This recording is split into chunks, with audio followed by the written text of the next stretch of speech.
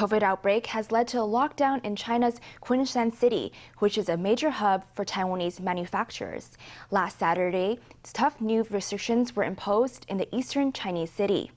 This has sparked new fears about supply chain shortages, as many Taiwanese firms, including Unimicron Technology, Nanya Printed Circuit Board, and EMC, have all announced halts to production. Today is April 3rd. Businesses in the food and drink industry are open. The other stores appear to be closed. This Kunshan denizen takes to the streets, surveying open shops that sit nearly empty. After a lockdown in Shanghai, Jiangsu province's Kunshan imposed stiffer COVID restrictions on April 2nd. Companies were ordered to reduce production and allow staff to work from home. Traffic controls were imposed outside factory areas. Many Taiwanese firms have manufacturing sites in the city, in sectors such as flat panels, PCs and printed circuit boards. They say they're not optimistic about the current situation. When the goods are ready, there might not be any trucks going out, so you need to wait for 5 days. You can't ship the goods until a truck goes out.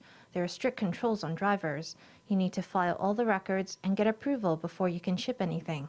The city streets are empty, but there's a crowd at the screening station. Amid the outbreak, major Taiwanese PCB firms have announced plant closures. At Unimicron Technology's Kunshan site, production has been suspended from April 2nd to 6th. Nanya Printed Circuit Board unveiled new dormitory and access controls, while EMC also has paused production from April 2nd to 6th. The three companies stressed that there will be no impact on their overall operations. Even so, experts fear a disruption to the PCB supply chain. In terms of impact, they might end up with sufficient raw materials but a shortage of manpower. Generally speaking, the supply chain has been quite tight. There's not a great deal of inventory, not the half year's worth or 3 months' worth that we might expect.